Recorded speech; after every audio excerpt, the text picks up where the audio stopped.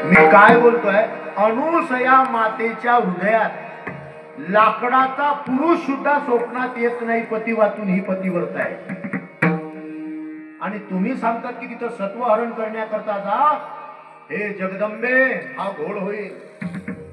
पतिव्रता माऊलीचं क्षणभर जरी ध्यान भटकलं तर तिला पती दोष लागतो. चिंतन सांगतो तुम्हाला, ऐका. सहज त्यांच्या घरी देव जन्माला येत नाहीये. दत्तप्रभू काही सामान्य नाहीत महाराज, की त्यांच्या घरी ते जन्माला येतात. त्याच्या मागे तपाचं सामर्थ्य आहे, पतीचं सामर्थ्य आहे. आणि म्हणून महाराज थोडंही ध्यान पती वाचून इकडे तिकडे गेलं तर पती वचनाचा भंग होतो. या महाराष्ट्रामध्ये 3.5 पीठापैकी एक पीठ आहे देवीचं शक्तीपीठ. तिला महुरगड म्हणतात, तिला मातापूर म्हणतात महाराज.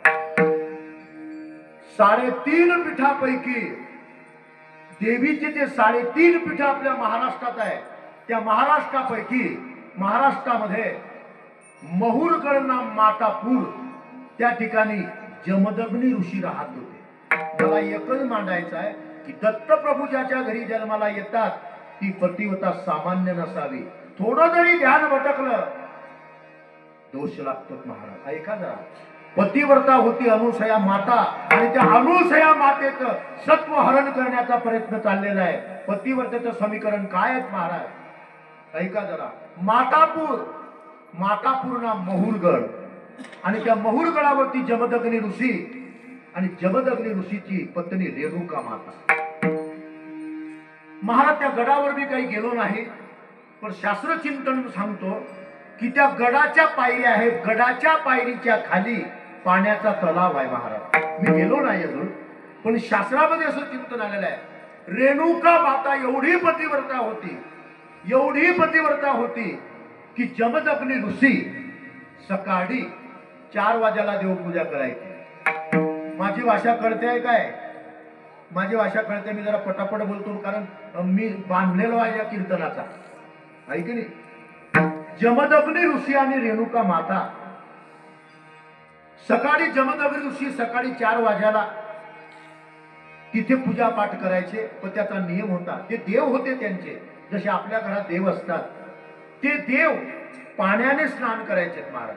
आणि ते पाणी गडावर नव्हतं, गडाच्या पायऱ्या खाली उतरून पाणी आणावं लागत. कशात आणण्याचं काम रेणुका मातेकडे होतं. पण ती रेणुका माता ती पाणी तांब्यामध्ये, डब्यामध्ये किंवा कळशीमध्ये आणत नव्हती. ती पतिव्रता होती. आपल्या लुगड्याच्या पदरात, साडीच्या पदरात. मला पतिव्रता सांगायचं आहे. अनुसया मातेचं भंग करण्याचा प्रयत्न चाललाय, सामान्य पतिव्रता नाही आहे. ऐका जरा महाराज. रेणुका माता ही आपल्या पातळामध्ये, साडीमध्ये, लुगड्यामध्ये पाणी आणायची. काय असेल महाराज, पतीची सेवा करत होत्या. पती वाचून त्यांना काही कळत नव्हतं, पर का पुरुष सुद्धा ते पाहत नव्हते. एवढी रेणुका माता पतिव्रता आपल्या लुगड्यात पाणी आणायची, आणि त्या पाण्याने जमदग्नी ऋषी देवपूजा करायची. पण ध्यान भटकलं महाराज एकदा. काय झालं ऐका.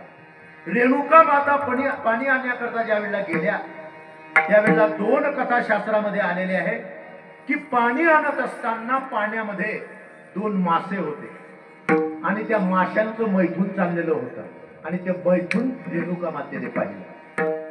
दुसरी कथा अशी आहे, आकाश मार्गाने गंधर्व चाललेला होता विमानामध्ये, आणि तो गंधर्व तो आकाश मार्गाने विमानामध्ये जात असताना, एका गंधर्व असताना कोणत्या तरी एका स्त्रीची किडा करत असताना रेणुका मातेने पाहिलं. क्षणभर ते चित्र पाहिलं, आणि रेणुका मातेच्या मनामध्ये तो भाव निर्माण झाला, आणि पतिदेवाची जी जागा होती ते बाजूला झाली. पदर लावते पाणी येत नाही, पदर लावते पाणी येत. म्हणून तिन्ही देव सांगू लागले महाराज, पतिव्रता एवढी श्रेष्ठ आहे की पतिव्रतेसारखं तुम्ही तिन्ही देव्या करू शकत नाही. म्हणून अनुसया माता यांच्या नादी लागणं बरं नाही. पाणी येत नाही महाराज रेणुका मातेच्या. रिकाम्या हाताने जावं लागलं, आणि जमदग्नी ऋषीने विचारलं, रेणुका रुगड्यामध्ये पाणी का आलं नाही? दररोज तर पाणी घेऊन येते, बोलता आलं नाही.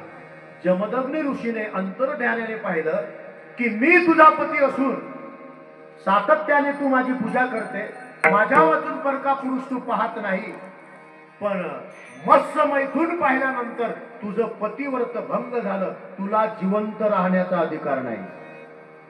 पतिव्रता कशाला म्हणतात? तिचा अधिकार काय आहेत महाराज? जिवंत राहण्याचा अधिकार नाही. परशुरामाला बोलवलं आणि परशुरामाला सांगितलं, परशुरामा तुझ्या आईचे धड वेगळं आणि मुंडक वेगळं कर. केलं महाराज. एवढी पतिव्रता माऊलीची जर अशा प्रकारे चिंतन आहे की थोडं जरी मन इकडे तिकडे झालं तर आपलं कार्य साध्य होत नाही. आणि त्याच्यापेक्षा उच्च कोटीची पतिव्रता महाराजांनी प्रमाण दिलं. पतिव्रते जैसा व्रतार प्रमाण आम्हा नारायण तैशा परी. महाराज सांगतात त्या पतिव्रत्या माऊलीला आपला पती किती आवडतो, ते आपल्या पतिदेवावर किती प्रेम करते. तुकोबाराय सांगतात जसा लोभी माणूस आहे तसा धनावर प्रेम करतो, त्याला धन सोडावंसं वाटत नाही. सर्व भावे लोभ्या आवडे हे धन.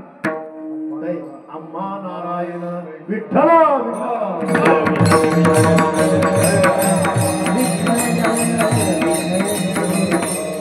एवढ्या पतिव्रतेचा मावळा आणि पतिव्रतेच्या अनंत प्रकारच्या कथा आपल्या भारतामध्ये झालेल्या आहेत महाराज. म्हणून याला भारत माता म्हणतात.